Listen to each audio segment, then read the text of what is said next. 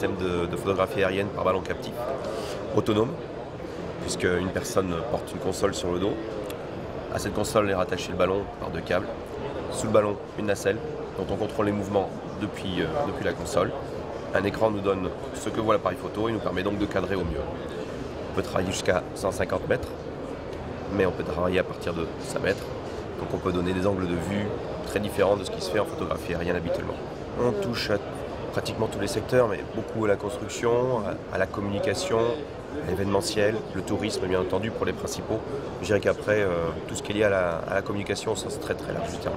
Il doit avoir des qualités commerciales, puisque avant toute chose, c'est un métier où il faut vendre les reportages. On travaille sur du reportage vendu, hein, pas sur de l'improvisation. Donc un bon feedback commercial.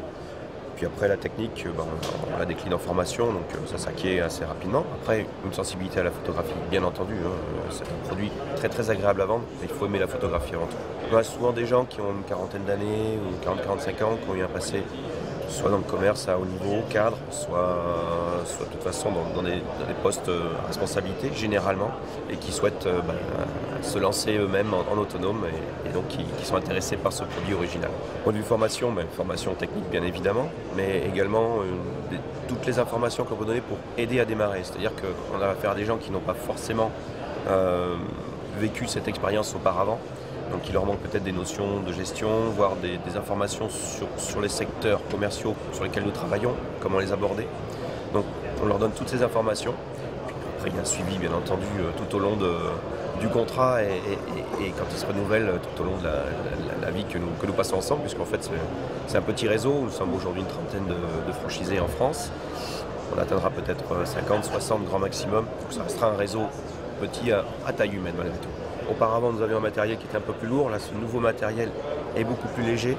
Et on a la chance, l'honneur et l'avantage d'avoir une première franchisée féminine dans le réseau qui vient de rentrer. Ce qui était peut-être plus compliqué avant parce que le matériel était vraiment dur à manier.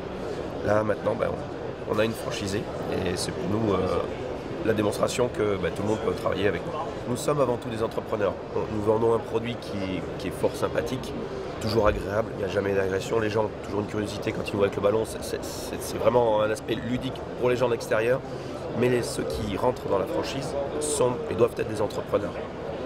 Je dirais qu'ils doivent se mettre les différentes casquettes tout au long de la journée, changer de service, parce qu'ils font tout, ils sont seuls. Mais ce sont des entrepreneurs avant tout.